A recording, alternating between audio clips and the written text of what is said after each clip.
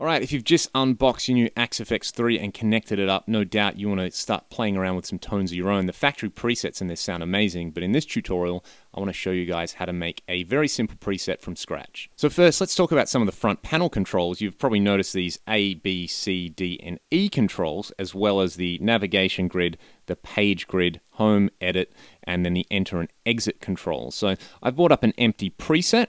If you use the page control to move across, you'll get a list of all the presets, and then you can use the value knob or the navigation keys to move around there. I'm not interested in that because I've already got my empty preset started. Now, if you're used to Fractal devices, you immediately want to go, dude, how do I get to the grid? So that's really easy. These 5 buttons here can also be turned or pushed. So if you press C, it brings up the grid.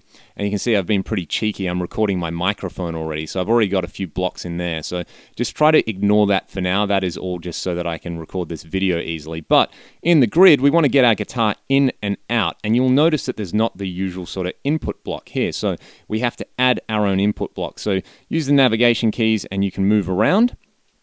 And you can use the value control basically to select input number 1 because I'm plugged into input number 1. Then I'm going out of output number 1, so I'm going to select output number 1 over here. And much like the 2 and the AX8, just press enter and you can connect the cables up and we should have a DI guitar sound now.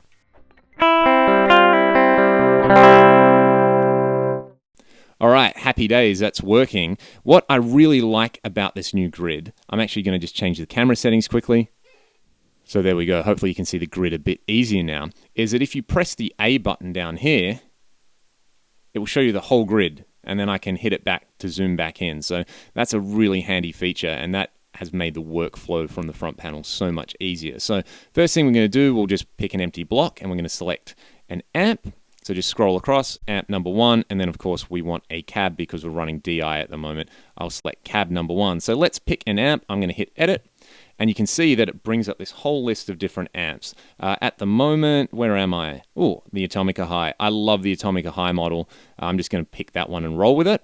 So I've already picked my amp. If I want to go in and tweak it, I can page across and I can have a look at, for example, the amp controls, which is pretty cool. So A, B, C, D, and E in this case will be drive, bass, mid, treble, and bright, which is pretty awesome. And you can either press D, which is pretty handy, meaning you don't have to go all the way over to the navigation bar, or you can just use the navigation bar to go up and down, and I'm using page to move across, which is pretty awesome. And you've also got this other feature here. If I press E, it will bring up a bunch of different settings here, namely the scene and channel settings. So we're not going to play around with those for now, but we will get to those in another tutorial. So I happen to like the Atomica at the stock settings. It's an amazing sounding amp model, but I want to pick a cab. So I'm going to go into there, and you can see if I move across through all these different cabs, which is pretty awesome, this looks way different.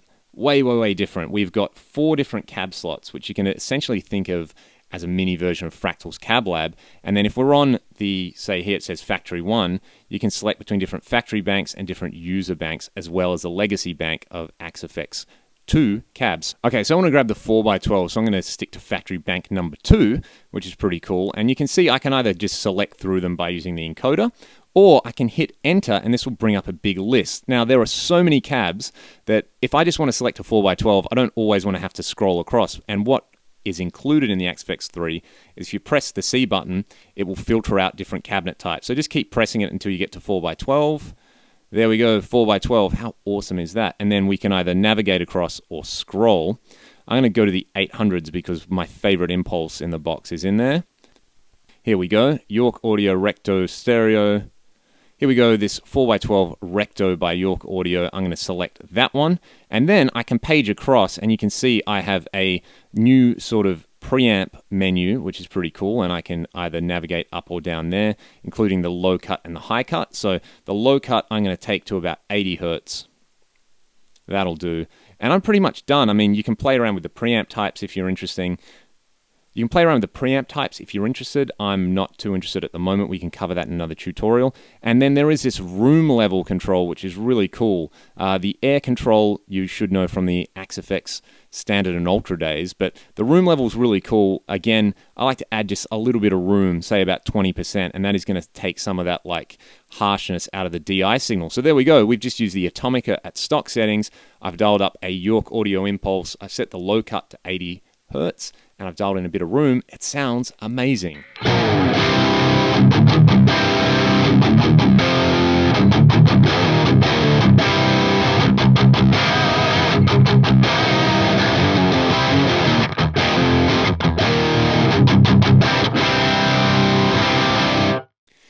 And if you don't have me babbling away, this is even easier and quicker to do in real life. So that is how you can set up a great sounding amp and cab. Obviously, you know, if you want a different type of tone, use a different amp, use a different cab. But there are a few very fun tweaks that we can do just on top of that while we're here. If we go to the amp block in the preamp section now has a new boost feature. We've always had the boost in the Axe-FX and the AX8, but you can actually change the different type of boost. So I really like using a Boss Super Overdrive in front of an amp with the drive on 0 and the level on 10.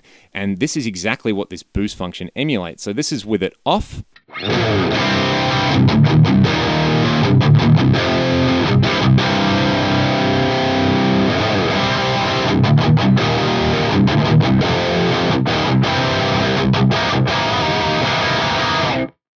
So very handy. It means you don't have to add a drive block. You can just use this input boost, which I really like. Another great feature, I'm going to turn that off for now, is the input EQ. So if you kind of scroll across, you can see that we've got this new input EQ section. And this is great if you want to shape the character of the gain that's going on. For example, you might set the low cut to 100 hertz just to sort of tighten up the low end.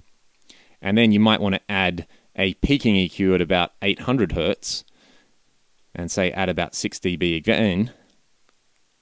It sounds like this.